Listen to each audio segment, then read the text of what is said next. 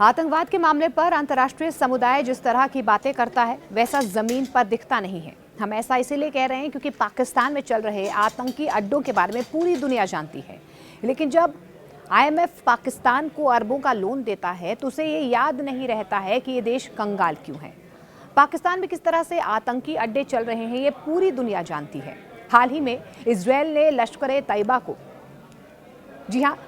तैयबा को लेकर भारत के हाथ मिलाने का भी ऑफर दिया है।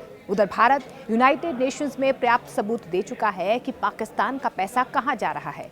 बावजूद इसके अंतर्राष्ट्रीय मुद्रा कोष यानी कि आईएमएफ ने एक बार फिर से पाकिस्तान के लिए अपना खजाना खोल दिया है। राहत के नाम पर उसने पाकिस्तान के लिए 1.2 अरब डॉलर के लोन को मंजूरी दे दी है। जी हां, इस फैसले के साथ पाकिस्तान का आईएमएफ कार्यक्रम फिलहाल ट्रैक पर बना रहेगा और उसे अपने विदेशी मुद्रा भंडार को मजबूत करने में मदद मिलेगी।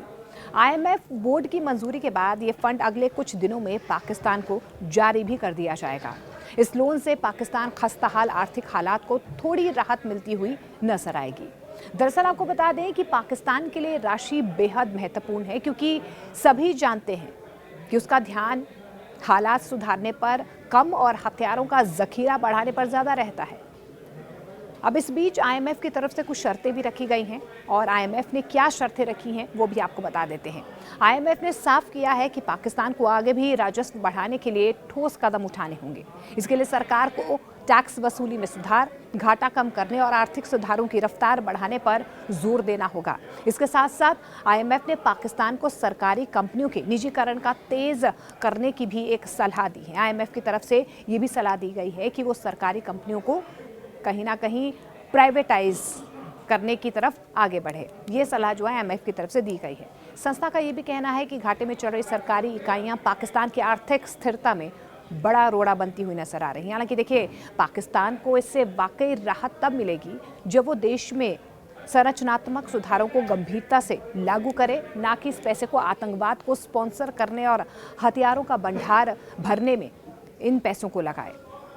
देखिए, आपको जानकर हैरानी होगी कि साल 2024 में आईएमएफ ने पाकिस्तान के लिए एक नया 37 महीने का एक्सटेंडेड फंड फैसिलिटी प्रोग्राम मंजूर किया था, जिसकी कुल राशि करीब $, की बात करें तो 7 बिलियन थी। इसमें से करीब 3 बिलियन की रकम पाकिस्तान को दी जा चुकी है। लेकिन आज भी पाकिस्तान में जनता को मूलभूत चीज़ों के लिए सोचना पड़ रहा है।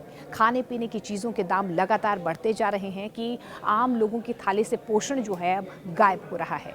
बावजूद इसके पाकिस्तान के हथियारों के भंडार भर रहे हैं। ऐसे में साफ समझा जा सकता है कि पाकिस्तान के इन राहत पैकेजेस में जो पैकेजेस दी जा रही है, प्राथमिकता में सिर्फ और सिर्फ लड़ाई की तैयारी है। ना सिर्फ लड़ाई की तैयारी है बल्कि आतंकवाद को बढ़ावा देने के लिए भी कहीं ना कहीं पैसों का इस्तेमाल हो रहा है। लेकिन आम जनता पाकिस्तान में त्रस्त नजर आ रही है।